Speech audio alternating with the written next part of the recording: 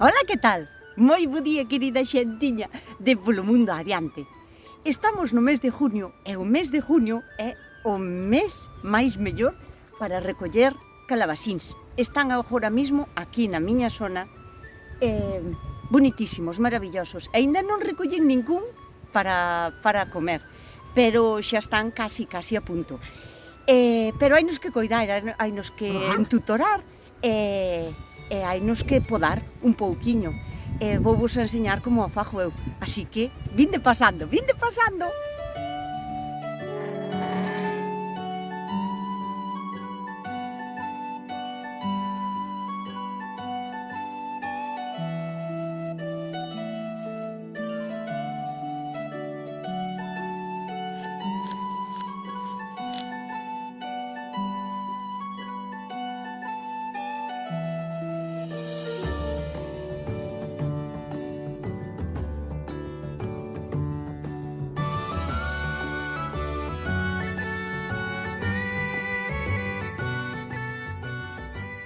Si estás pensando, ao mellor, cantas plantas necesitarías para poñer na túa horta de calabasín e que che foran suficientes, vou che dicir o que fago eu. Eu só poño 2 plantas de calabasín. E unha chegaría, porque é unha planta superproductiva. Cando está en plena produción, agora junio, julio, agosto, bueno, tamén ao mellor hasta setembro, é unha planta que podes colleitar un fruto un día sí e un día non. O sea, cada 2 días podes coller un calabasín. 2 ou 3 á semana, como nada. 2 plantas a che darían para facer algún regalo. Bueno, xa con 3 plantas ou máis, terías que pedir un puesto na plaza para ir a vendelos. É unha planta que aquí na miña zona, polo menos, por causa da humedade relativa e ese calor constante, atácalle bastante o oidio. Entón, haina que ter moi en conta, haina que estar vigilando sempre, porque aínda que é unha planta bastante fuerte, frondosa e tal, como lle ataque o oidio, bueno, que tamén lle pode atacar o mildio, pero o oidio, sobre todo, debilita rapidísimo. Non te das conta, levas 3 días sin vir a mirar a planta, e en 3 días o oidio si lle atacou, debilítacha totalmente. Hainos que vigilar casi a diario. E agora vou vos enseñar un pouquiño como é o seu crecemento, o seu desarrollo. Nesta esquina do bancal teño 2 plantas, solo 2 plantas de calabasín, pero como podedes ver teñen unha envergadura bastante importante, ocupan bastante sitio. O calabasín é unha planta que ten un tallo principal. Esta sería a punta, a parte máis noviña. Aínda que aquí estamos acostumbradas a comerlle solo o fruto, é unha planta que é casi totalmente comestible no seu 100%, porque se poden comer os frutos, as flores, os tallos e as follas. O que pasa que aquí, bueno, non temos esa costumbre de aproveitarlle as follas. Pero en outros países sí que estas follas máis tiernas e os tallos consúmenos. É unha planta que se autopoliniza a si mesma. Eso quere dicir que ten flores macho e flores femia. É importante distinguilas ben, porque se vos apetece comer as flores, cousa que vos aconsello porque están de vicio, é importante saber reconocelas para non quitarlle máis da conta. Entón vou a enseñárvolas, vades a ver que se distinguen perfectamente. Tanto as flores macho como as flores femia van a salir das axilas das follas. En cada folla, na súa axila, van a salir flores. Pois mirade, estas son 2 flores macho. Vedes que son o seu pescozo de onde nace, é como un tallo estilizado, largo, delgadiño, sin forma ningunha, solo delgado e largo. E, sin embargo, as femias, aquí, teñen xa como forma de calabasín. O tallo seu, desde que son moi chiquitíns, xa teñen forma de calabasín. Estas 2 serían femias e estes serían machos. Tanto este como este de aquí. Tamén vos podedes atopar, moitas veces seguro, con este caso. Este calabasín, que o sea, moi facilmente distinguible, non ides a confundir con nada. É un calabasín que na punta está como blandiño, como se fora deshidratado, non ten agua, está como arrujado. E tamén amarillea, está como amarillo na puntiña. Bueno, pois este fruto nunca se vai a lograr. E isto por que pasou? Pasou porque no seu día, cando estaba madurando a flor, non hubo unha flor macho que a polinizara. O sea, este fruto está sin polinizar e non vai a lograrse. Isto hai que quitar a planta porque non vai avante nunca. Non ten nada que ver co tamaño, non está amarillo porque sexa pequeniño. O sea, porque hai aquí un fruto casi do mesmo tamaño que, como podedes ver, está bonitísimo e perfecto desde a punta hasta atrás. O normal é que en cada planta de calabasín haxa tantas flores macho como flores femia. E que se vayan como alternando, non? Mirade, femia, macho pequeniño. Estas xa son flores macho que xa fixeron o seu traballo, acabouse o seu ciclo de vida e quedan así os tallos como sin nada. Vedes? Este tallo foi unha flor macho que xa acabou o seu ciclo de reproducción e xa morreu. Este outro, vedes? Este outro, esta foi unha flor macho. Pero non lle debeu de chegar a tempo a este fruto, porque pasa o mismo que na outra planta. Fijades vos que na punta, bueno, xa se ve que está como algo pocho, na puntiña amarillo e blando. Entón isto está lle restando vitalidade á planta, isto tamén é unha cousa que lle hai que quitar. Entonces, como é a mellor maneira logo de quitarlle flores para consumir sin estropear a planta? A miña recomendación é que as flores machos as deixemos quedar, porque son bastante importantes para polinizar, a non ser que nos aseguremos de que cada planta polo menos ten 3 ou 4 flores macho en activo. Quero dicir, que xa estean desarrolladas e san grandes e empecen a abrir un pouquiño. A miña recomendación é que se queredes consumir flores, que llas quitemos os frutos, o sea, as flores femia, unha vez que xa lograron facer o seu traballo, que foi facer o desarrollo do fruto.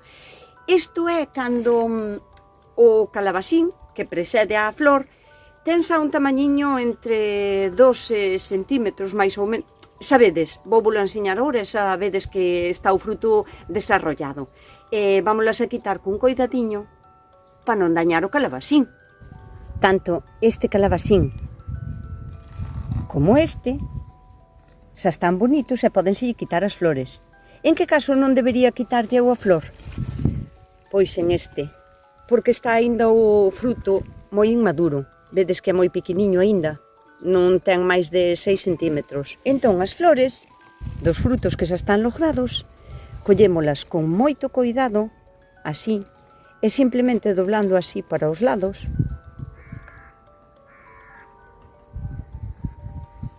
conseguiremos quitala sin dañar nin a flor nin o fruto.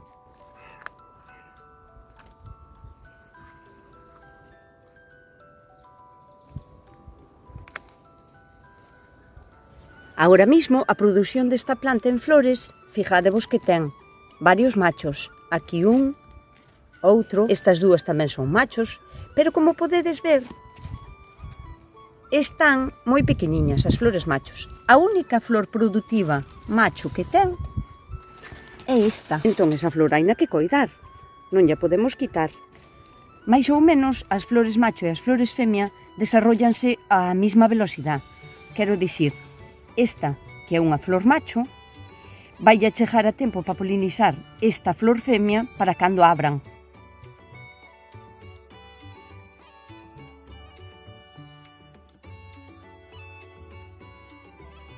Eu sempre digo que as plantas a nós non nos precisan para nada.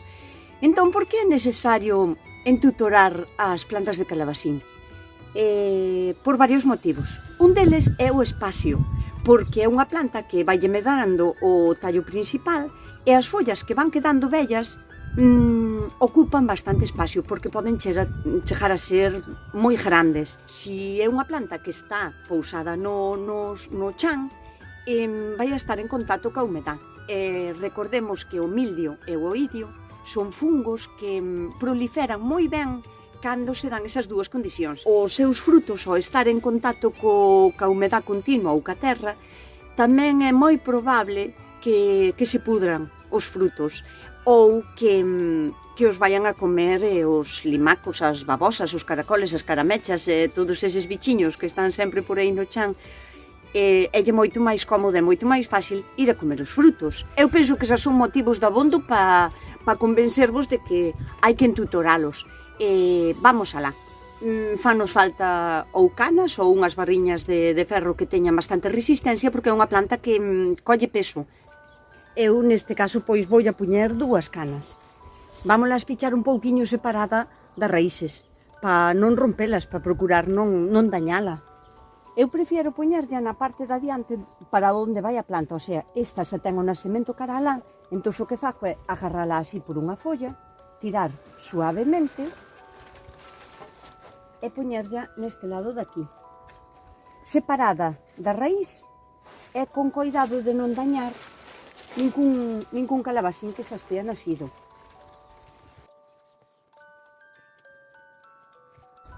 E agora, antes de empezar a amarrala, vamos a quitar as cousas que lle sobran. Vamos lá a podar un pouquiño. Tampouco non nos podemos chalar quitándolle follas, porque teña moitas a planta.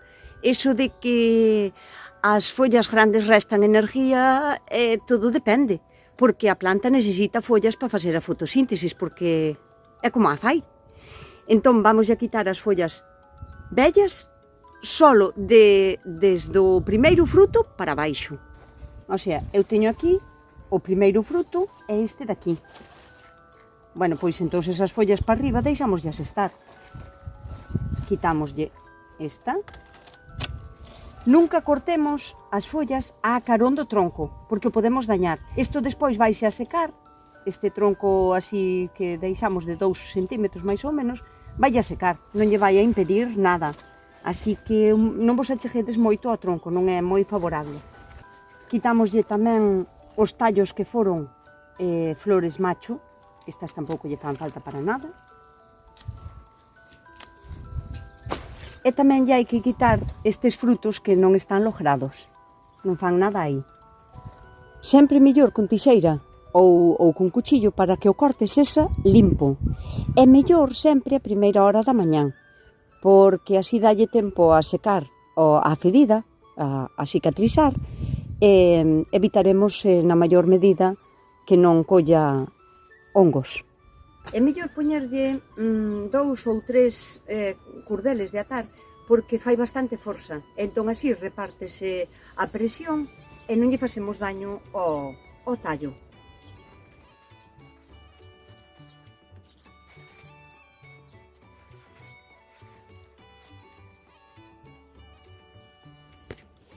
Sempre procurando non esganar nin cunha folla, nin cun fruto, sempre agarrando o tallo e que quede floso.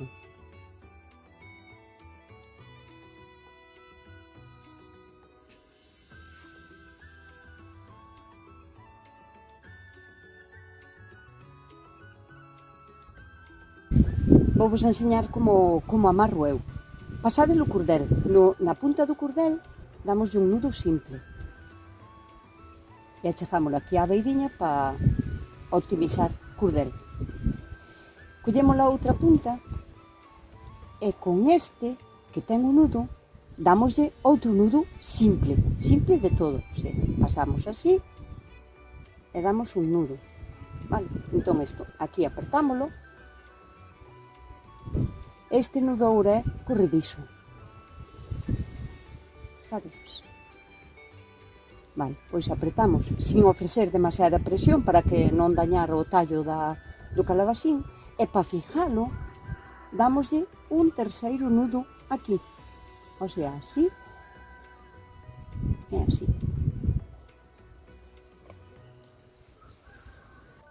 Un último consello: cando apañedes os calabacíns, porque yo teño visto moitísima xente, collen o calabacín con coidado e gírano hasta que rompe da planta. Aconsellevos non facelo. Por que? Porque ao girar dañades moitísimo, deixades aí un daño como desfeito, machacado. podedes axudar a que lle entren máis enfermedades. Entón, os cortes do que sexa, cando podemos, cando cortemos frutos ou que sexa de calquera planta, mellor sempre é cun cuchillo. Un corte limpo. Levalle menos tempo á planta a cicatrizar un corte limpo que algo que está aí destrozado e machacado. Ese é o meu consello. Cun cuchillo. Apañade con cuchillo.